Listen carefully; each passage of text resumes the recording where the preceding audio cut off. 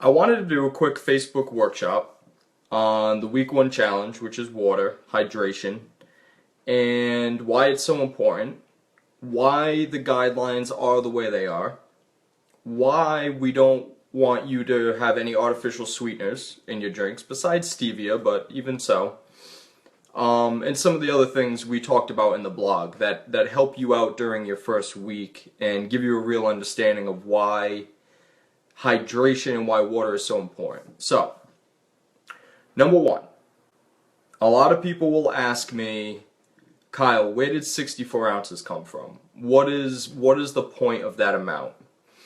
And so when I was first looking at how we were going to kick this challenge off, and this is before May, before the challenge even started, I said, all right, water has to be number one because water helps cleanse, water helps kind of replace the things that we drink that aren't good for us. Water should be with every meal because it helps digestion. There's tons of reasons to drink water. And so 64 ounces just came from the fact that, one, it's kind of like a rule of thumb out there. And that's fine. And that's what I wanted because it's all about opportunity cost. If you're drinking 2 cans of soda a day, that's 24 ounces of sugar. Oh, I drink Diet Coke, that's 24 ounces of artificial sugar. But if you're drinking 64 ounces of water a day, you're going to be less likely to pick up something else. And that's the opportunity cost factor that I really like about drinking water, is that I'm going to stick with water, I'm going to have it around me all day long, I'm going to have a pitcher in the fridge, a glass on my nightstand, a glass next to my couch. Whatever it takes to get you to drink that amount, it's going to keep you from drinking the other things. And that's one of the main reasons behind the whole water idea. So a lot of people say, well, Kyle, I heard I should drink half my body weight worth of water in ounces. And so I really, really don't like that rule because it's misleading.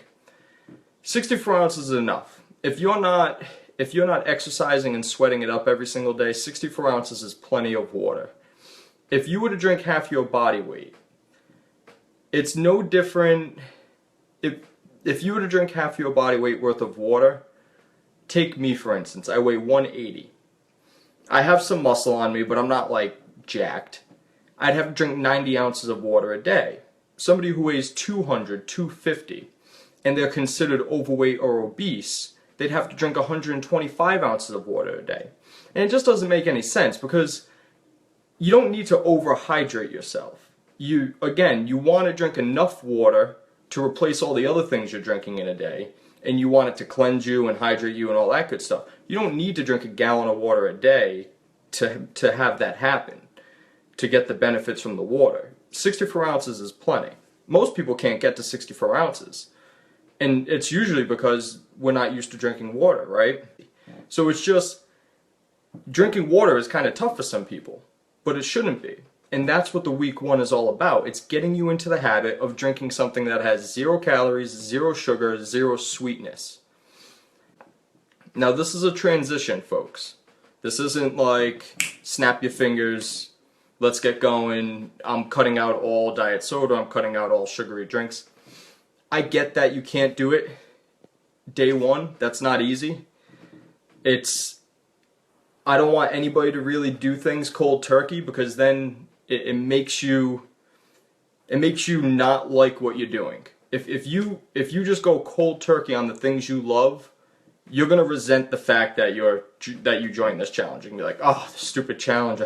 I can't have any of the things I like. We don't want you to feel that way, so we want you to transition. If you're having 2 Cokes a day, go down to 1, replace the other one with water. If you're drinking 2 diet sodas a day in the morning, some people like soda instead of coffee. To me, that's nuts, but I've seen tons and tons of people who do it. Replace one of those cans with some water. Whenever you go out and maybe you get fast food, maybe you're craving something, try to get water instead of that soda. Yeah, I know it's a meal deal, I understand all that, but the more water you get into your system, the better off you're going to be, because you're going to be fighting back cravings, you're going to help your digestion of the things you do put in your body, you're going to help hydration, You're going to wake up with less dry mouth in the morning. You're going to wake up in the morning less groggy. There's tons of benefits of drinking that 64 ounces of water. And it's one of the greatest benefits you can have because, again, like I said at the beginning, it's opportunity cost. That is the point of it. It's you're replacing the things that aren't good for your body, that are clogging up your system, with something that's cleansing and something that is good for you. So I know many people, we've been doing these challenges since May. I know many people who've kicked these habits, the Diet Coke habit, the regular Coke habit, the Pepsi habit, the Mountain Dew habit, the sugary this, the sugary that habit, and I think that's great. But don't think you have to do it on day one, and I want you to transition to that point because I want it to feel as natural for you as possible. I don't want it to seem like I joined this stupid challenge and they're not allowing me to drink soda anymore. Like, I don't want that to ever go through your head, but understand the health benefits and the opportunity cost of drinking water instead of something else. So I want to get to a question we had on infused water. That was a very good question. And they said, Kyle, if I infuse my water, isn't that gonna spike my blood sugars? And so it's a great question because if you think about it, well, Kyle, if pure water is going to cleanse me, then putting anything in my pure water might affect my blood sugar numbers, and you're absolutely right. The difference is the glycemic index. And so if you were to put blueberries, Aussie berries, blackberries, raspberries, strawberries, berries are some of the best fruits that won't overly affect your blood sugar levels because they're low on the glycemic index. So those are the best to put in your water. And like most people like to do, they'll put it in their water and then they'll fill it up with water again and again. So the first time you're going to get a lot of flavor, the second time a little flavor, and then the third time, say, a little less flavor. But the point is it's satisfying the need for flavor without overdoing it on the sugar. And yeah, it might bump you up just a little bit on your blood sugar, but that's much better than feeding the craving or really spiking your blood sugar. Again, we're all about transition here. I don't want people to have to fight that craving all the time by going cold turkey. So the best way to do it is to infuse your water, transition in a way that's like, oh, I really got that sweet craving, but a little bit of infused water, and there you go, it kicks that craving for you. So that way it helps you out throughout the process, because a lot of people, and again, we've done this since May, a lot of people will literally tell me, Kyle, I can't drink pure plain water. I just can't do it. It's kind of getting over that mental hurdle, just like vegetables. Kyle, I don't like them. Too green. Too bland. Water's too bland. If you can't really get over that mental hurdle, or it's going to take some time to get over it, then give yourself a way to get into it. Don't just say no and then all bets are off. Transition with infused water and then go to pure water. Also, any water that's carbonated is a good way to kind of get that feeling like you're drinking soda. So if you infuse some carbonated water, even better. Anything that's going to help you drink more water on a daily basis is fair game. Let's see what else we have for you guys.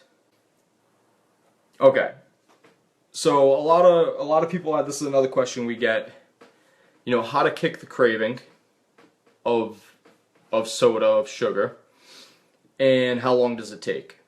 Well, if you were to drink straight water and or infused water for about 4 or 5 days straight, no artificial sweeteners, no sugar. This means in your coffee, in your juice, in your tea, in anything.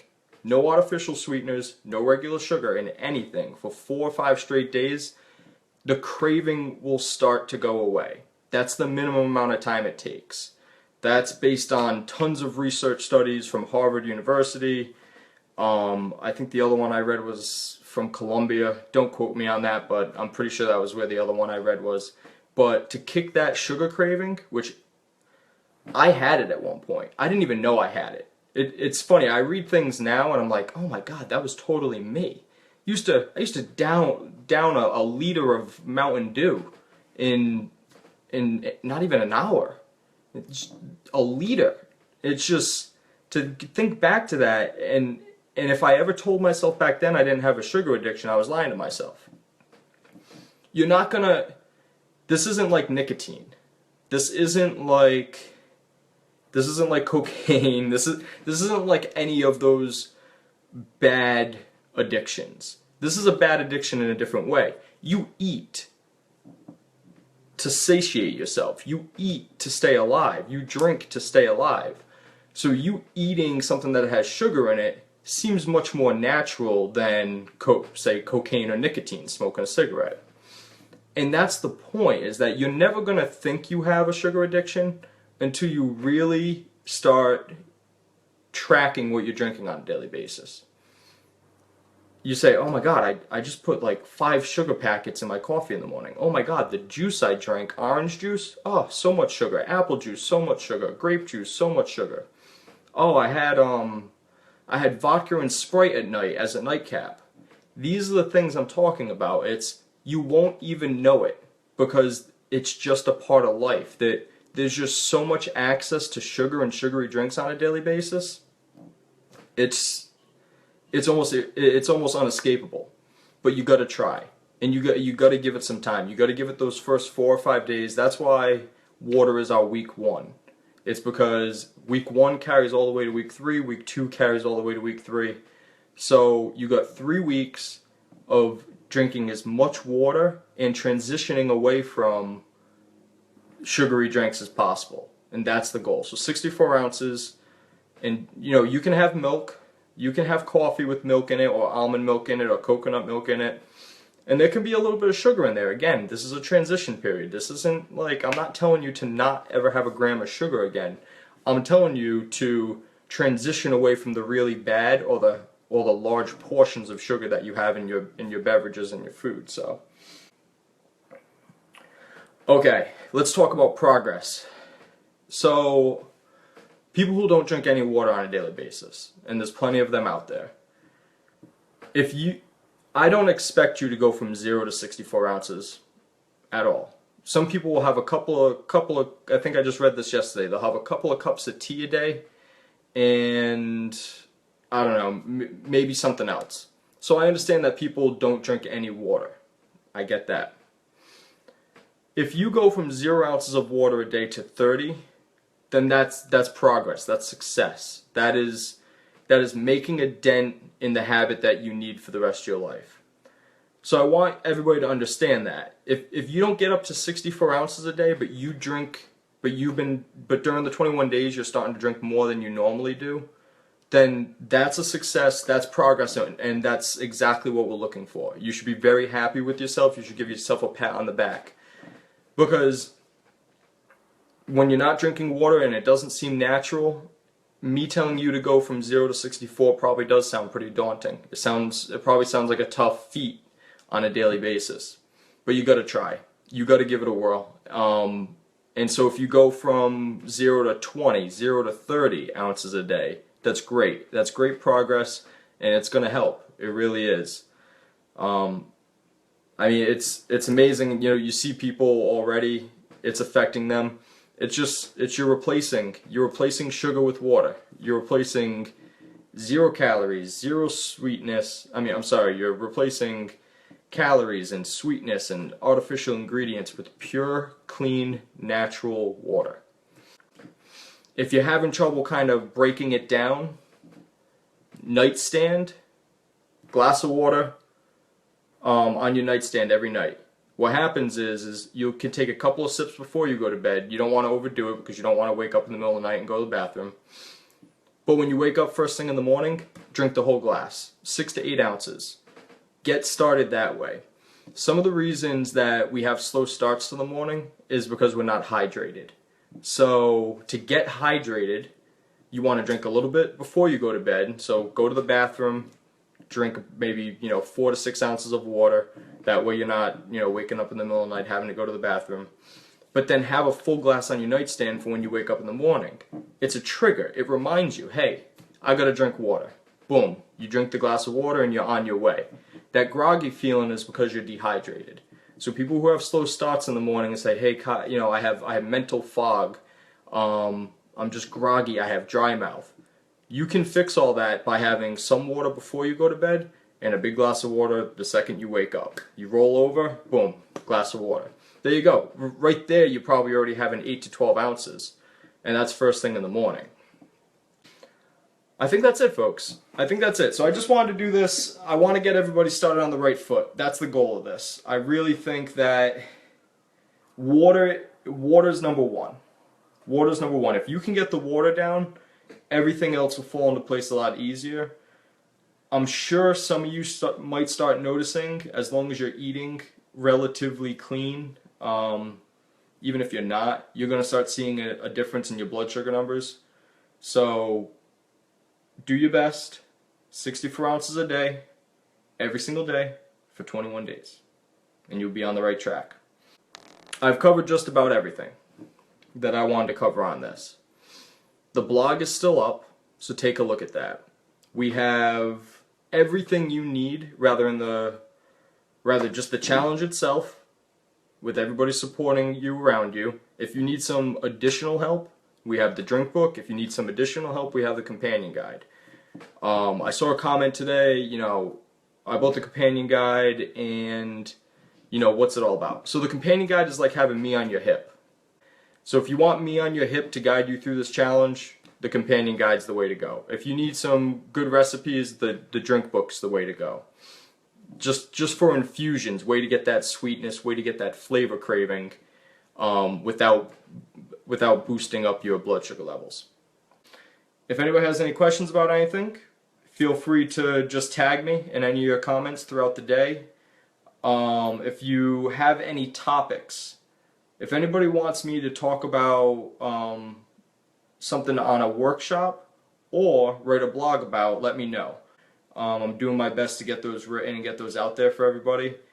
But just message me, just let me know. I'm here for you, so we can all learn together and so we can all make progress together. And good luck with the rest of the challenge, folks. Take care.